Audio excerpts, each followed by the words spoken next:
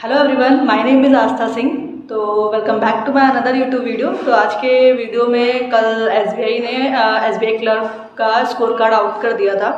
तो कल मैंने वीडियो नहीं बनाया, मैंने रात में देखा था, मैंने कहा फिर कल ही बनाती हूँ। तो मैंने आज इस टॉपिक पे, तो जैसा कि मैंने पहले ही का जैसे कि सबको ही पता है कि इंग्लिश का लेवल अलग ही आया था। इंग्लिश बहुत हार्ड आई थी, मतलब मेरे लिए तो वो बहुत हार्ड थी। बाकी जो जीए था, जीए में भी मैंने 22 अटेम्प्ट्स किए थे। बाकी कुछ गलतियां भी थी मेरे, तो जो मेरा एक्सपेक्टेड स्कोर था वो 13 to 14 मार्क्स था। इंग्लिश में तो मैं यही सोच रही थी कि 10 to 15 मार्क्स भी मेरे आ जाए तो मेरे लिए वो बहुत था इंग्लिश में। देन फिर आते हैं कि क्वांट्स में, तो क्वांट्स में आई थिंक मैंने 29 अटेम्प्ट किए थे। एक डीआई मैंने बनाई थी, बट मैं वो मतलब उसका डाटा एक्सट्रैक्ट कर लिया था, सब कर लिया था, बट मैं वो कर ही नहीं पाई। मतलब टाइम ही नहीं बचा था, तो मैं वो कर ही नहीं पाई, तो वो मेरा छूट गया था। और रही बात रीजनिंग में, तो रीजनिंग में मैंने 31 अराउंड कुछ, जैसे कि सब लोग एसबीआई का रिजल्ट का वेट कर रहे थे, तो वैसे मैं भी कर रही थी। तो मैं ऐसे ही कर रही थी स्कोर कि इससे मुझे इतना मार्क्स मिल जाएगा, इससे मुझे इतना मार्क्स मिल जाएगा, इसमें और इसमें इतना मिल जाएगा। तो वैसा ही हुआ। मतलब मैं एक्सपेक्ट कर रही थी कि 89 मार्क्स तक, 111 अटेम्प्ट किए थे, तो मैंने कहा था 89 मार्क्स तक तो मेरा आ ही जाएगा। मतलब बहुत ज़्यादा कम नहीं होना चाहिए, लेकिन 89 तक आ जाएगा मेरा। सोच रही थी कि ज़्यादा कट ऑफ नहीं जाए, 88 87 से ज़्यादा कट ऑफ नहीं जाए। मुझे पता था कि इस बार 85 अबव कट ऑफ जाने ही वाली है, क्योंकि बहुत ही कम वैकेंसीज थी तो वैसे जो मैं बताऊँ, मैंने कल अपनी आंसर शीट जो मेरा स्कोर बना है वो 89.25 बना हुआ है।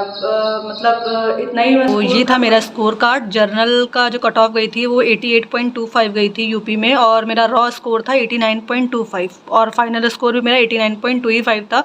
क्योंकि इस बार एक ही शिफ्ट थी तो नॉर्मलाइजेशन हुआ नहीं, इसलिए जो हमारा स्कोर था वो रियल स्कोर है 89.25। तो ये मेरा यूपी से था। अब आंसर शीट इसकी देखते हैं, जिसमें मैंने 89 ही करेक्ट किए हैं 111 में से।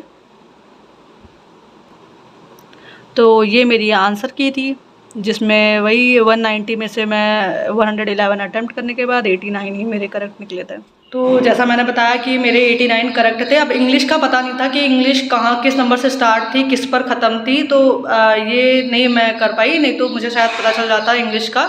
तो बस ऐसा स्कोर था। बट थोड़ा सा डिसअपॉइंट हूँ कि मतलब जो लास्ट ईयर मैंने पेपर दिए उससे मैंने इतना सीखा है कि मुझे इंग्लिश पे वर्क करना पड़ेगा। मतलब थोड़ा वगैरह नहीं, बहुत करना पड़ेगा इंग्लिश पे वर्क।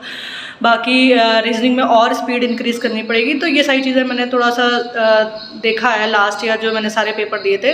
बाकी मैं बस यही था। और जीए में तो मैं यही सोचती हूँ कि 10 12 मतलब 2 डिजिट में ही मार्क्स आ जाए बहुत है, क्योंकि ज़्यादा एक्सपेक्ट नहीं कर सकते, क्योंकि कभी कभी स्टैटिक बहुत दे देता है, कभी कभी बहुत। तो ये इससे ज़्यादा एक्सपेक्टेशन जीए से नहीं कर सकती, लेकिन उसमें मेहनत तो करनी है।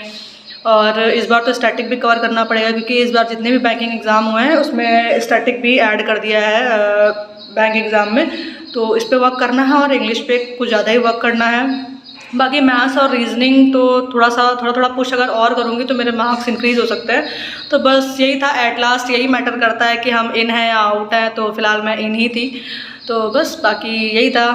Thank you so much for watching my video. Thank you so much.